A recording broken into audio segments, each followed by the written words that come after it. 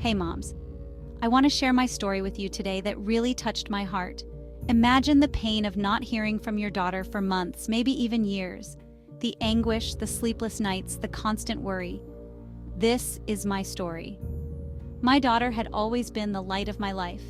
We shared everything, secrets, dreams, fears. But when the pandemic hit, she left college campus and decided to quarantine at her father's house. Her communication with me became less and less. Then, silence. Days turned into weeks, weeks into months. No calls, no messages, just silence. Thoughts that he might have had my daughter locked up in his attic haunted me. It was like reading a chapter of V.C. Andrews' Flowers in the Attic. Desperate to connect with my daughter, I remembered watching something on how slaves communicated. During the times of slavery, quilts were used as a secret language. Patterns and stitches carried messages of hope, guidance, and love.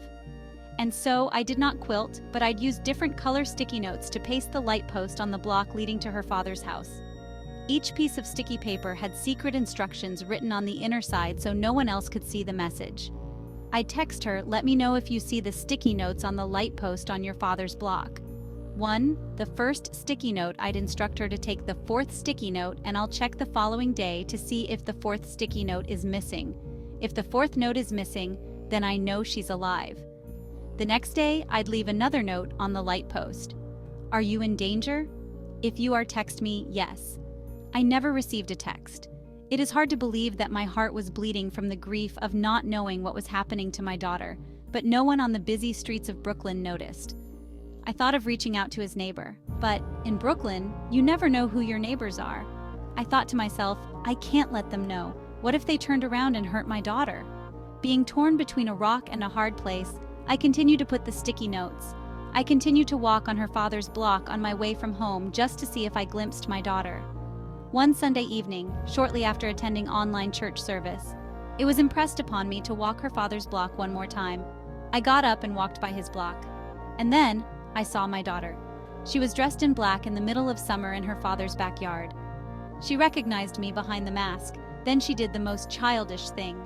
She looked to her father like a 4-year-old for his approval.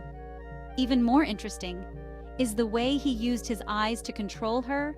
The long stare sent shockwaves through her nerves. She seemed nervous. She then turned to look at me. It was like she saw a ghost. She became fearful and went inside the house, as if it will upset her father if she acknowledges me as her mom. This was crazy, beyond human comprehension.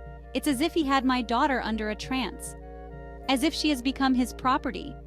I wanted to call the police, but it would have been another lecture that my daughter is over the age of 18 and she can leave if she wants to. What would I tell the police? That his long stare made my daughter nervous?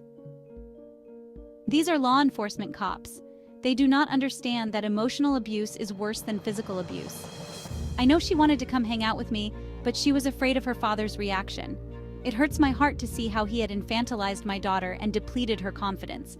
I had to leave without my daughter. I felt alone and helpless. Parental alienation is also emotional abuse to the child. I've always encouraged my daughter as unto Deuteronomy 28 verses 13, "And the Lord shall make thee the head, and not the tail, and thou shalt be above only, and thou shalt not be beneath." It was as if she is trapped in the lion's den, and I don't know how to get her out. This was like walking on eggshells. The least little move would trigger the wrong outcome. Parental alien abuse robbed the children of their identity. How do I get my daughter back? More importantly, how does she get herself back? Please like, comment, subscribe, and share.